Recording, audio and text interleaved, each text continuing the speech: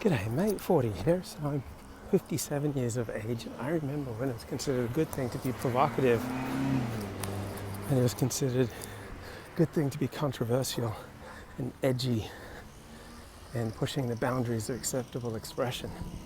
And I think that was widely considered a good thing in popular American culture until maybe 1980. And then there was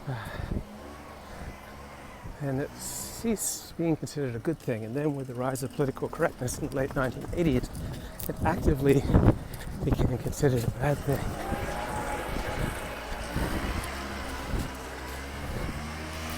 And needless to say, I do these live streams because I like wordplay and I like being a bit edgy and provocative. And I guess I'm attention seeking. I'd like to think that sometimes have something helpful to say. And I like meeting people with a similar worldview to my own. But so I was talking about in my last stream, because of the chaotic way I grew up, a couple of years in foster care, living with many different homes, I developed this large emotional energy reservoir around being disinvited, uninvited, excluded, considered repellent, on the outside looking in. And a large part of me wants to keep recreating these most intense feelings from my childhood, which I've tended to do throughout my life, though not nearly as much over the last 10 years. So it's funny, I do a much more socially acceptable blog and vlog these days. Pretty much everyone in my life knows about it.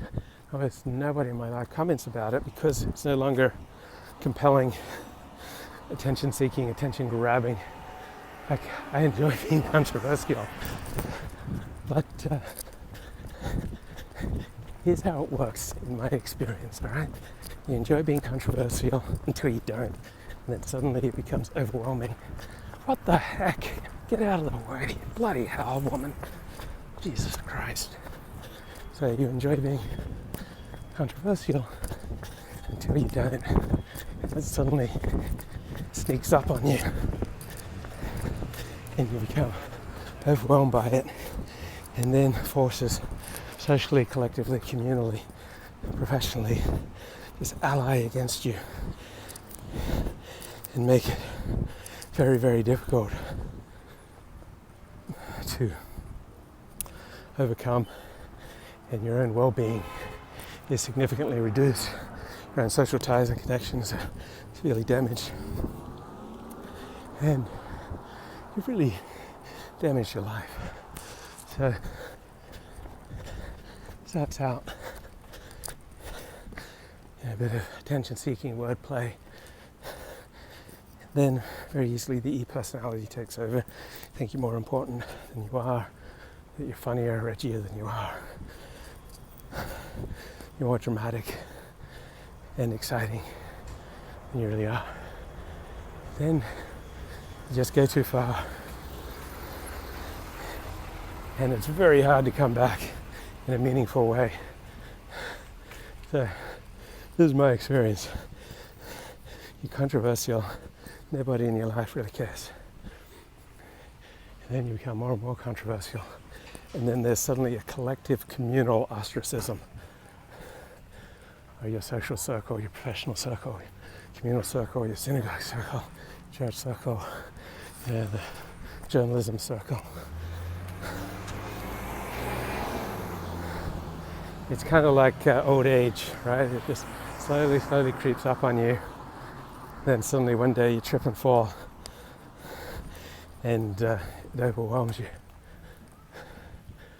So, what's that called? Central person syndrome, where you go beyond what is normal, natural, and healthy to think of yourself as the center of the universe, but you actually practice that in your daily interactions with other people, that you're the central character syndrome. Something that I've been prey to, and you stop, taking other people's needs and desires into account, and so start to exclude you, denigrate you, cut you down. And so the attention-seeking, controversial, edgy, fun content that you're pumping out and having a ball with, suddenly there's a tidal wave of revulsion against what you're doing. And it's all fun and games until it isn't. So a lot of people think they're a lot braver than they are when the tidal wave of communal ostracism finally hits them.